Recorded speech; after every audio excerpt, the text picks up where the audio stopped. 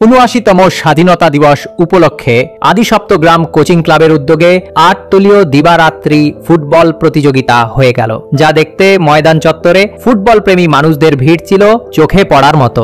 এই প্রতিযোগিতার প্রথম পুরস্কার ছিল উইনার্স ট্রফি সাথে ১.৫ লক্ষ টাকা এবং দ্বিতীয় পুরস্কার রানার্স ট্রফি সাথে নগদ ১ লক্ষ টাকা। উপস্থিত ছিলেন শ্রীরামপুর হুগলি সাংগঠনিক জেলা তৃণমূল কংগ্রেস সভাপতি তথা চাপদানি বিধানসভার বিধায়ক অরিন্দম গুইন, চুচুড়ার বিধায়ক অসিত মজুমদার, সপ্তগ্রামের বিধায়ক তপন দাশগুপ্ত, হুগলি জেলা পরিষদের সভাধিপতি রঞ্জন ধারা, হুগলি জেলা পরিষদের সদস্য মানস মজুমদার, চুচুড়া সদর মহকুমার শাসক স্মিতা শুক্লা সান্যাল, মগরা থানার আইসি দীপঙ্কর সরকার, ভারতীয় ফুটবল দলের প্রাক্তন অধিনায়ক স্বরূপ দাস, মাসমেরিয়া পৌরসভার চেয়ারম্যান আদিত্য নিয়োগী, চুচুড়া মগরা ব্লকের বিডিও রাজীব পোদ্দার, হুগলি শ্রীরামপুর সাংগঠনিক জেলা INTTUCর সভাপতি মনোজ চক্রবর্তী, সপ্তগ্রাম অঞ্চলের প্রধান শাবানা পারভিন, চুচুড়া মগরা ব্লক তৃণমূল কংগ্রেসের সভাপতি তাপস চক্রবর্তী, মাসবেড়িয়া শহর তৃণমূল কংগ্রেসের সভাপতি ইন্দ্রজিৎ ব্যানার্জি, ভাইস চেয়ারম্যান শিল্পী চ্যাটার্জি সহ কাউন্সিলর ও পঞ্চায়েত সমিতির সদস্যরা। সমগ্র প্রতিযোগিতাটি দুর্দান্তভাবে পরিচালিত হয়। ফাইনাল খেলাটি হয়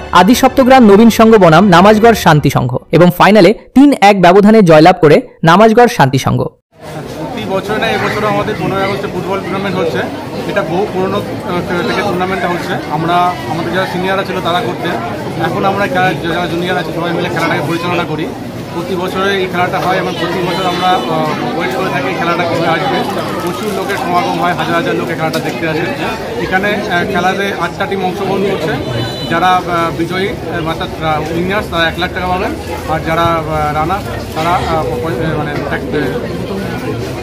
1.5 লাখ আর 1 লাখ আছে। হ্যাঁ, এখানে টিমটার জন্য আমরা অনেক টিম এখানে সবাই মিলে উপভোগ করি। খেলাটা ভালো খেলাটা হয়, কারণ এখানে দূর দূরান্ত থেকে লোক আসেন। খেলাটা এতটা মনোযোগ এবং সবাই মিলে আমরা সহযোগিতা দিয়ে খেলাটা একটা অন্য জায়গায় চাই। খেলাটার জন্য আমরা প্রচুর সবাই মিলে সবাই সাপোর্ট করে খেলাটার জন্য আমরা আন্তরিকভাবে উন্নয়ন প্রকল্পে সরকারি সাহায্য 5 লাখ টাকা পেয়েছি, যার জন্য আমরা খেলাটাকে আরও এগিয়ে নিয়ে যেতে পেরেছি এবং আরও অনেক ডেভেলপ করতে পেরেছি খেলাটাকে।